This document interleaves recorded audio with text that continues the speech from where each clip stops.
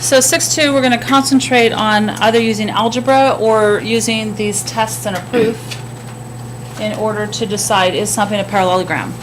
So don't forget all of your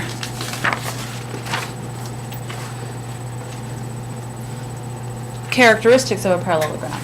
So from your pink sheet, opposite sides are parallel, that's your definition. Opposite sides are congruent. So if you can prove that both pairs of opposite sides are congruent, you'll prove that you have a parallelogram.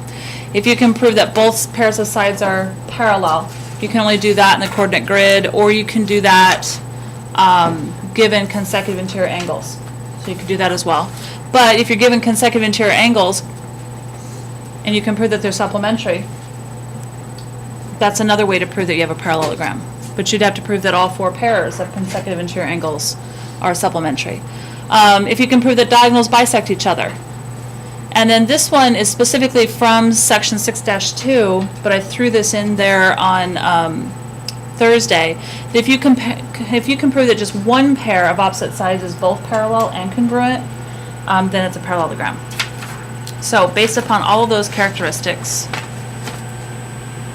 here's your first test. Theorem 6-5. If both pairs of opposite sides of a quadrilateral are congruent, then the quadrilateral is a parallelogram.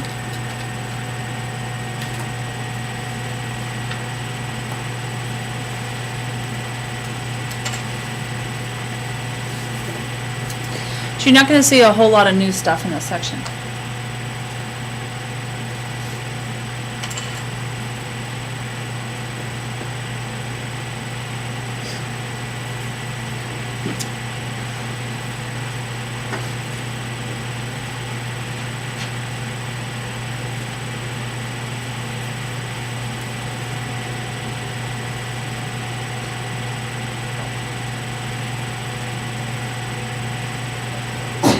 Bless you.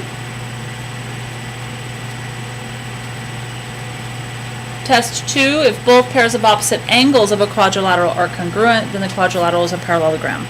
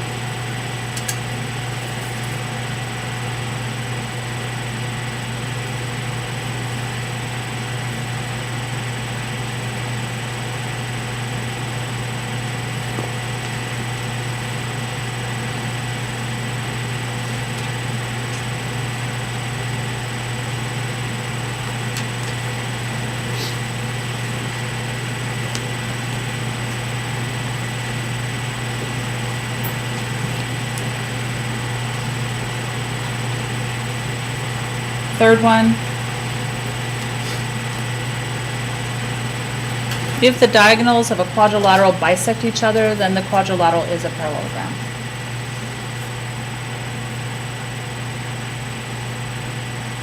And if you're in the coordinate grid, all you'd have to do is find the midpoint of both diagonals, and if the midpoint of both diagonals is the same, then they've bisected each other. Midpoints are very easy to find.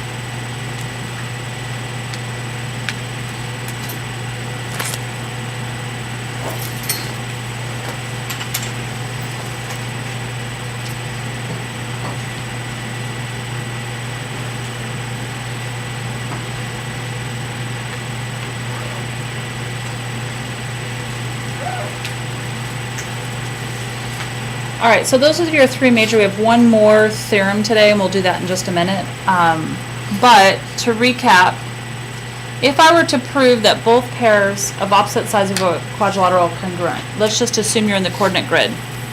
I'm in the coordinate grid. How do I prove that a side is congruent? What would I have to use? Distance formula. Slope never ever tells you that sides are congruent, and that's the biggest mistake here. So you might want to write that down. Slope does not determine congruency. Distance formula does.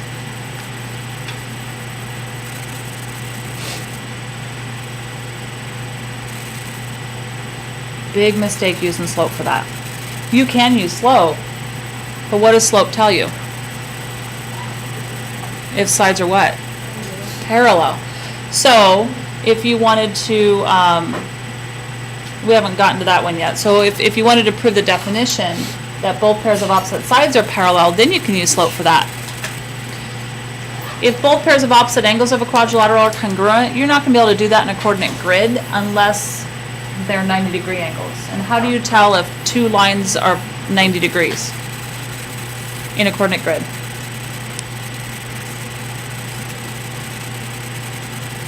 "90-degree lines are created by what kind of lines? Perpendicular lines. How do you tell if lines are perpendicular in the coordinate grid?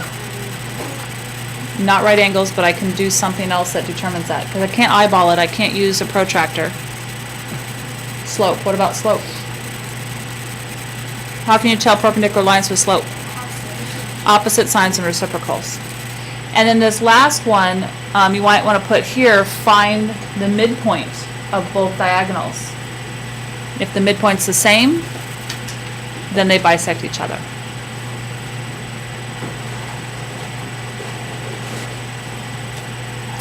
So it just depends on what you like to do, what you're trying to prove.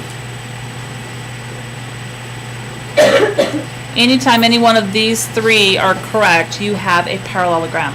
All right, then go ahead and write this part down. You're going to have some more proofs. So if you can figure out what you need to do to prove that you have a parallelogram with the given information. So that's what's called a sub-goal. Sub-goal is what do you need to do to get to proving that it's a parallelogram. Do I have to prove both sides parallel? Do I have to prove both, pairs of opposite sides are congruent? Do I have to prove that opposite angles are congruent? Do I have to prove that diagonals bisect each other? Based upon what I'm given, what's easiest, that's a sub-goal. Working backwards, we've done that a lot with our pre-proof planning. Map out a plan and strategize.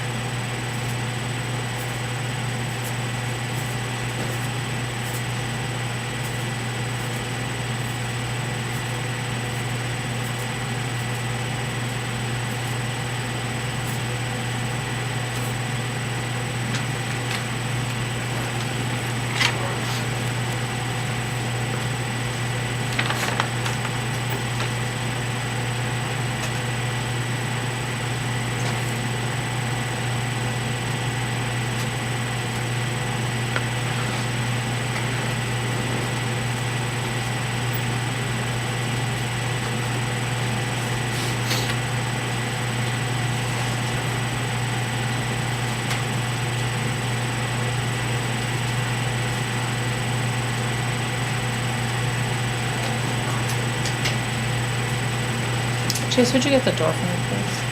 Thank you. All right, can I take this away? Anybody upset about it? Okay, so we're going to do an example first before we get to the other theorem.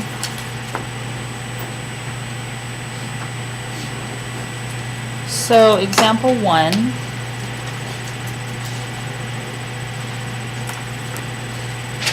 The coordinates of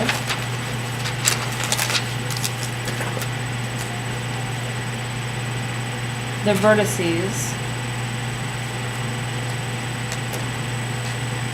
of quadrilateral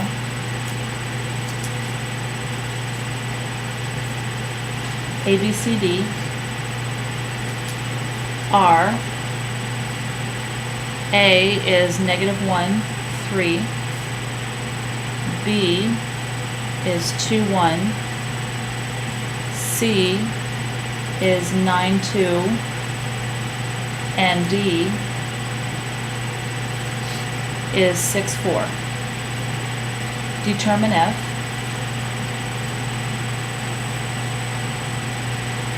quadrilateral ABCD is a parallelogram.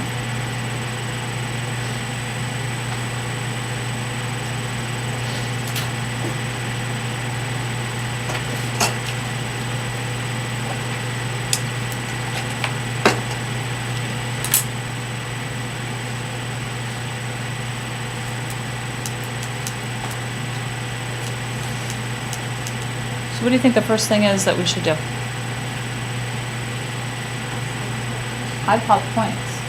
So because we have one point that goes all the way out to 9, you should have about a 9 by 9, 10 by 10.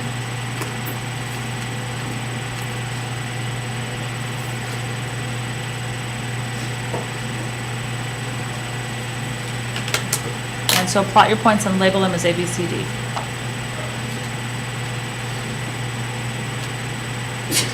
Bless you.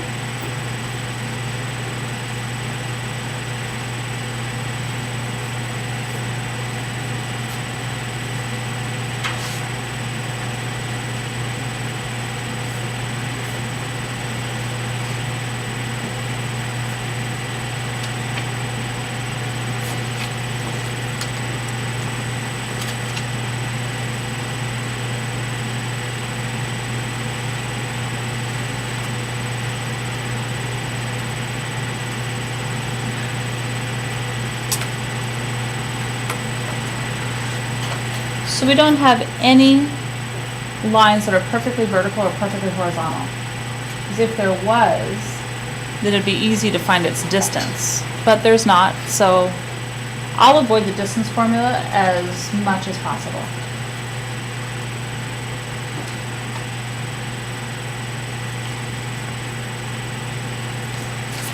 So out of these three right here, which one do you want to use to prove? Do you want to determine if both pairs of opposite sides are congruent, both pairs of opposite angles are congruent, or the diagonals bisect each other? Which would you prefer to use? This requires a distance formula. I can't find angles in here because I don't have perpendicular lines. Does it look like I have any kind of right angles there? You cannot apply a protractor in your coordinate grid, so that won't work. Or this one, I have to use the midpoint formula. Which looks easiest? Midpoint or distance formula? I'd rather find the midpoint formula, quite frankly. I'd rather. So you can do the distance formula if you want, but you'd have to do the distance formula 4 times. I'd only have to do the midpoint formula twice. So here would be my diagonals right here.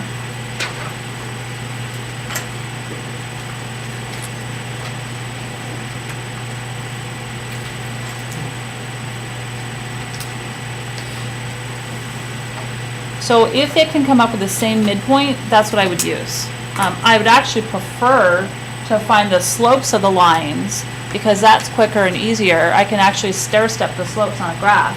I don't have to use my algebra. So we'll do that as a secondary thing. But if you're forced to use a specific theorem, like let's say you were forced to use theorem 6.5, you'd have to do the distance formula.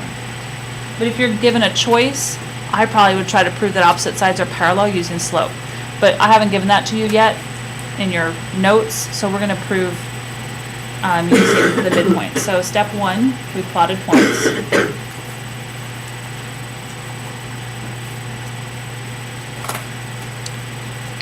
Step 2,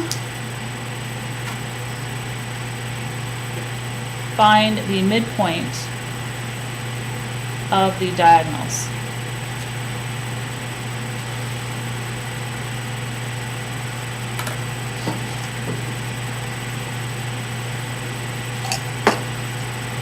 So I'm going to find the midpoint from B to D. And the midpoint formula is just averaging the x's and averaging the y's. You're going to get an ordered pair. So here's B, and here's D. So my x's are 6 and 2. Divide that by 2. My y's are 4 and 1, and divide that by 2. What's 6 plus 2? 8 divided by 2? 4. And 5 divided by 2 is what? 5 halves, which is what? 2 1/2? 1, 2, 3, 4, up, 1, 2 1/2. Does that appear right? Okay. So second midpoint. So midpoint from A to C. Do the same thing.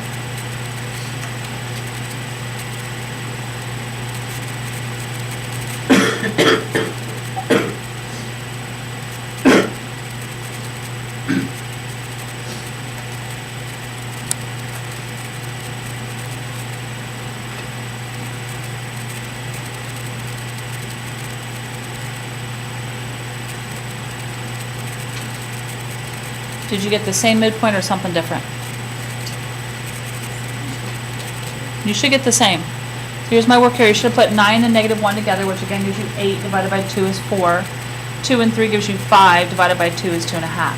So since the midpoints are the same, therefore since the midpoints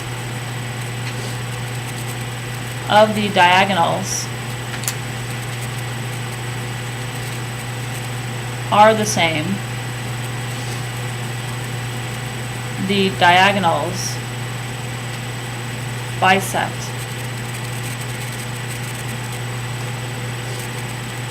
each other. This means that quadrilateral ABCD is a parallelogram.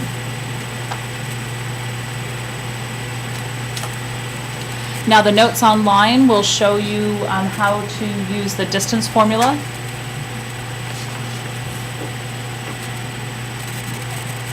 Actually, the example online shows you how to show that one pair of opposite sides is both parallel and congruent, which we'll get to in a minute.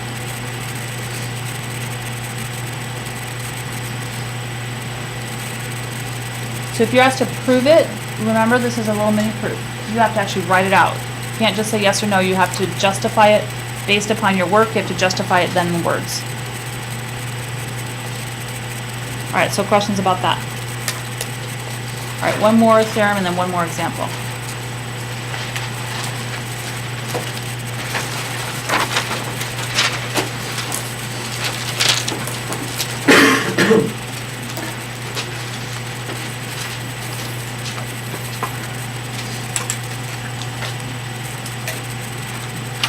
So theorem 6-8, this is the one that we added at the very end of your pink sheet. If one pair of opposite sides of a quadrilateral is both parallel and congruent, then the quadrilateral is a parallelogram.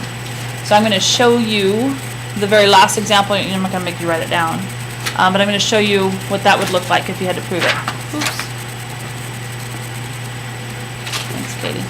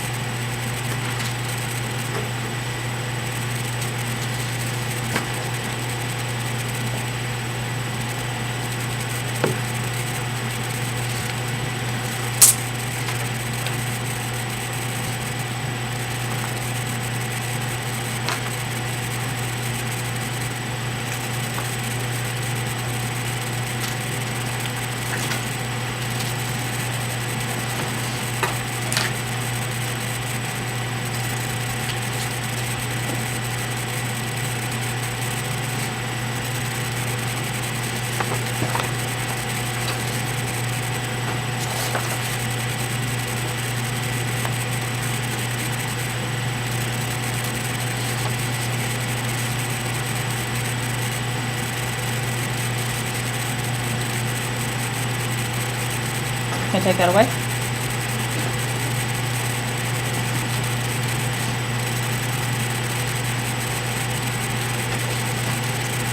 All right, so this is the last example. Don't write this down. This is the last example that you just did. But if I wanted to prove that one pair of opposite sides is both parallel and congruent, so I decided to do BC and AD. So if you look at your diagram here, here's BC and here's AD. So it's, I found their distance. Was it the same? We used the distance formula, so that's the same. If they're the same, then I went ahead and found their slopes. So I did a rise over run. Their slopes were 1/7. And then all I did was write, since the slopes are equal, the sides are parallel. Since both pairs are both congruent and parallel, then you can prove that it's a parallelogram. Because the only way that you can make a parallelogram with two sides that are congruent and parallel is to connect them with two sides that are congruent and parallel. So that's another way. But isn't that more work than you want to do? That's more work than I would want to do. The midpoint formula wasn't that hard to use. So given a choice, I'd rather find if the diagonals bisect each other, or I'd rather find if the sides, opposite sides are parallel. Okay. Example 2.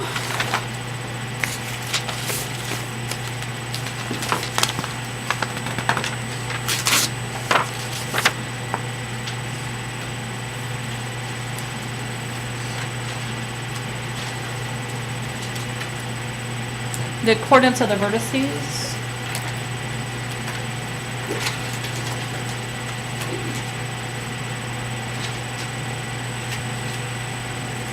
of quadrilateral EFGH are F, well, let's say E, sorry. E is 6'5", F is 6'11", G is 14'18", and H is 14'12". Determine if quadrilateral EFGH is a parallelogram.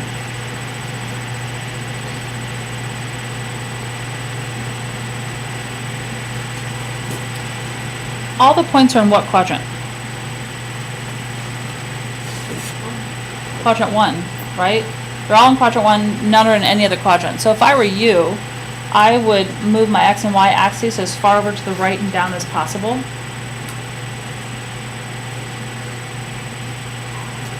Because you know you're not going to have anything in any other quadrant. So then plot your points.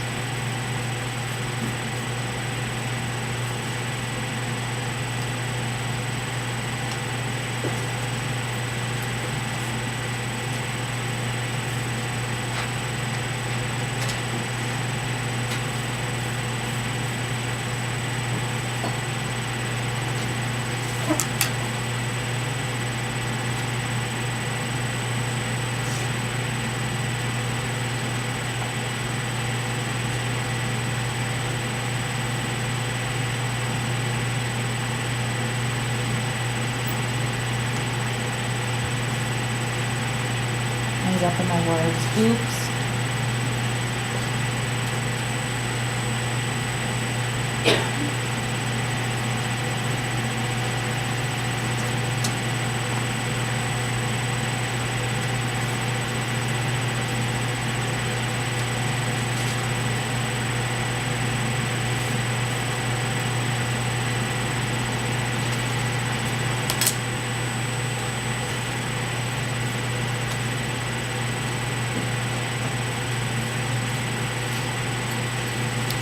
Normally I would tell you just to find the slope of both pairs of opposite sides to prove that they're both parallel, but in this case, don't I have perfectly vertical lines?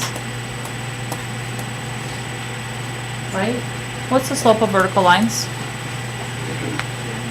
What is it? Is it 0 or is it undefined? Can you walk up it? No? So what is it? It's undefined. A slope of 0 is horizontal. I can actually walk on a horizontal line. Undefined means I can't walk up it, so it's undefined. So for this one, instead of finding the slopes of both pairs of opposite sides to prove that they're parallel, I would, number one, find the slope of side FE and GH. I can do that without any work whatsoever. The slopes of FE is equal to undefined, and the slope of GH is equal to undefined. So I've shown that they're the same. And you might want to put here in your notes vertical lines.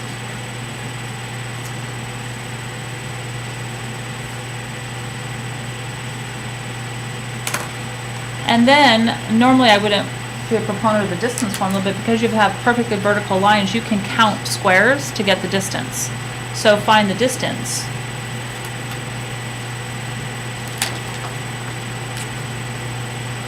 of FE and GH.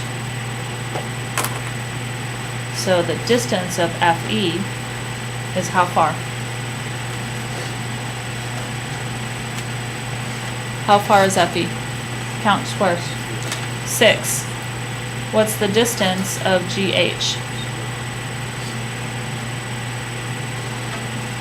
It is also 6. So then your answer, 3,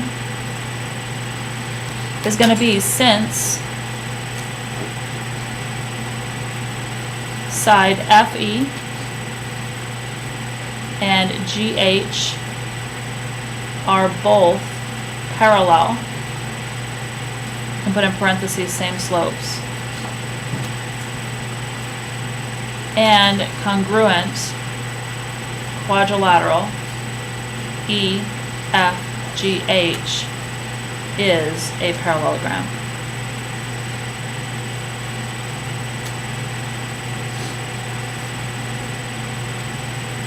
This is an unusual case where I would use this. The only time I would ever skip finding the slopes of both pairs of opposite sides is if I've got vertical or horizontal lines. Then my work is really simple. And this is less work than finding midpoints of the diagonals.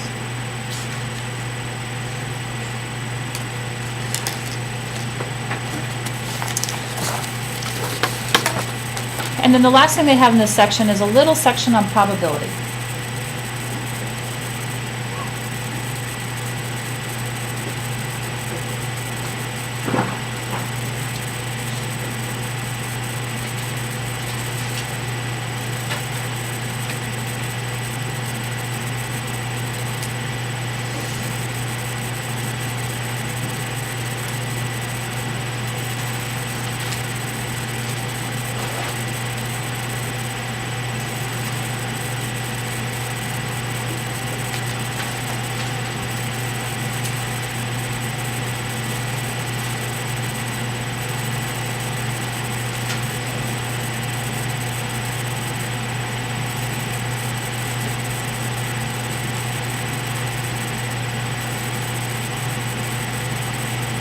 Okay, so example 3.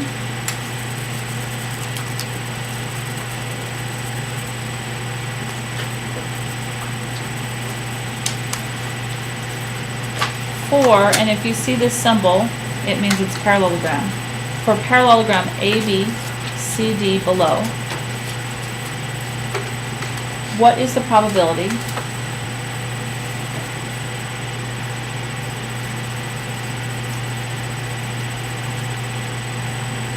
randomly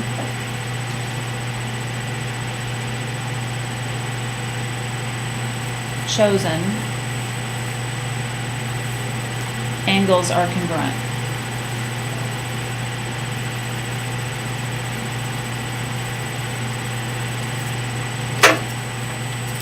And in parentheses, I want you to write, list the possible pairs of angles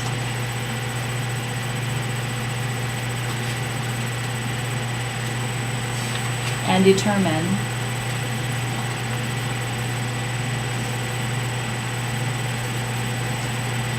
which are congruent.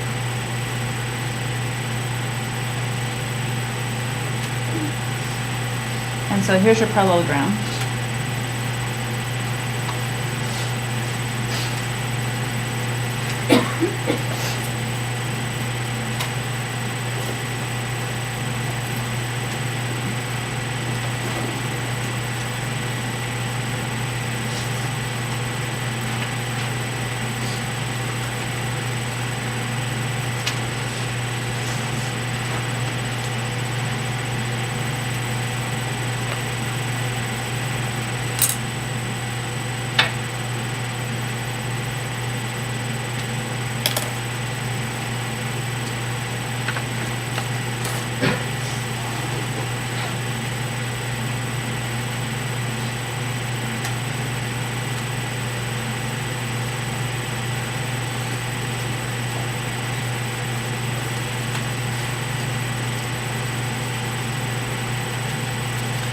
And so, note to self,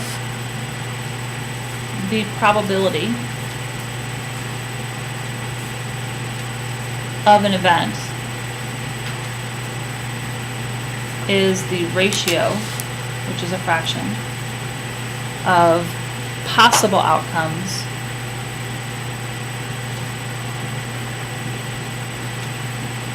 to total outcomes. And this possible, I mean favorable.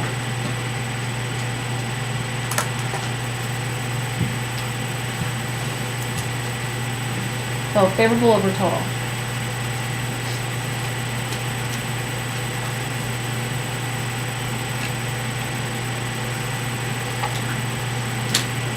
So let's list all of the possible combinations of angles. Go in a logical order. So I'm going to start with angle A. What can angle A combine with? Angle A and angle B, right? Angle A and what else? Well, let's go alphabetically. C. That way we don't lose one. Right? Angle A and D, right? Then look at angle B. Let's make sure that we don't double anything. So I've already said that B is with A, right? Here. So angle B is with what? C. Anything else? Angle B and angle D. Those are different pairs. Then go to C. I've already matched C up with A and I've matched C up with B. What's left? Angle C and angle D, right? Then if you go to D, I've already matched D up with A, I've matched D up with B, and I've matched D up with C. So there's nothing to write for D. So how many total possible outcomes are there? 6. So I have a total of 6 outcomes. How many of them, if it's a parallelogram, are going to be congruent? Would A and B be congruent? There's only 2 pairs, aren't there? A and what? A and C. So this is 1. This is yes. And what else? And B and D aren't opposite pairs congruent? So then B and D would be a yes. If you look at the other pairs, A and B, what are A and B to each other? Supplementary. What's A and D to each other? Supplementary. What's B and C? Supplementary. And C and D? Supplementary, right? So we have 2 out of 6, or 1/3. So this would be the answer I would want, not, let's put an equals there instead of an or. 1/3, or you could do 0.33 or 33 1/3%. All 3 of those could be acceptable answers depending upon how they want the answer written. Either fraction form, decimal form, or percent form. All right, any questions on that? Okay.